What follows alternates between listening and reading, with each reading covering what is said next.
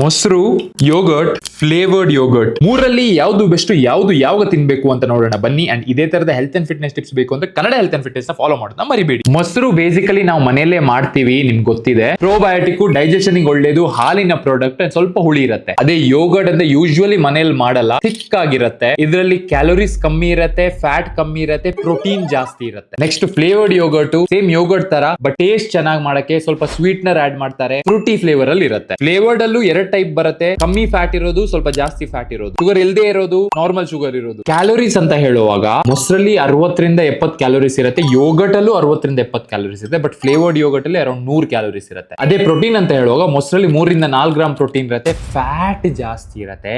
Yoghurt ಅಲ್ಲಿ 10 ರಿಂದ 12 gram protein ಇರುತ್ತೆ. ಫ್ಲೇವರ್ಡ್ ಅಲ್ಲಿ 2 ಟೈಪ್ ಬರುತ್ತೆ. ಸೊ ನಾರ್ಮಲ್ ಡೈಜೆಷನ್ ಹೆಲ್ದಿ ಆಗಿರ್ಬೇಕು ಅಂದ್ರೆ ನಾರ್ಮಲ್ ಮೊಸರೇ ತಿಂದ್ರೆ ಸಾಕು, ನೀವು ಯೋಗರ್ಟ್ ಇನ್ವೆಸ್ಟ್ ಮಾಡಬೇಕು ಅಂತಿಲ್ಲ. ಬಟ್ ನೀವು ವೇಟ್ ಲಾಸ್ ಅಲ್ಲಿ ಇದ್ದೀರಾ, ಮಸಲ್ ಬಿಲ್ಡಿಂಗ್ ಅಲ್ಲಿ ಇದ್ದೀರಾ, ಆದ್ರೂ ವೆಜಿಟೇರಿಯನ್ ಆಗಿದ್ದೀರಾ, ಪ್ರೋಟೀನ್ ಅಂಶ ಇನ್ಕ್ರೀಸ್ ಮಾಡಬೇಕು ಅಂದ್ರೆ ಫ್ಲೇವರ್ಡ್ ಯೋಗರ್ಟ್ ಅಲ್ಲಿ ಹೆಲ್ತ್ ಬೆನಿಫಿಟ್ ಸೇಮ್ ಇದೆ, ಬಟ್ ಶುಗರ್ ಅಂಶ ಇರೋದ್ರಿಂದ ಸ್ವಲ್ಪ ನೆಗೆಟಿವ್ ಸೈಡ್ ಅಲ್ಲಿ ಬರುತ್ತೆ. ಯಾವಾಗಾದ್ರೂ ಒಮ್ಮೆ ತಿನ್ನೋದ್ರಲ್ಲಿ ಏನ್ ಪ್ರಾಬ್ಲಮ್ ಇಲ್ಲ. ಅದರಲ್ಲೂ ಐಸ್ ಕ್ರೀಮ್ ತಿನ್ನೋ ಬದಲು ಇದನ್ನ ತಿನ್ನೋದು ಹೆಲ್ದಿನೇ. ವಿಡಿಯೋ ಇನ್ಫಾರ್ಮೇಟಿವ್ ಆದ್ರೆ ಲೈಕ್ ಕೊಟ್ಟು ನಿಮ್ ಫ್ರೆಂಡ್ ಜೊತೆ ಶೇರ್ ಮಾಡೋದನ್ನ ಮರಿಬೇಡಿ.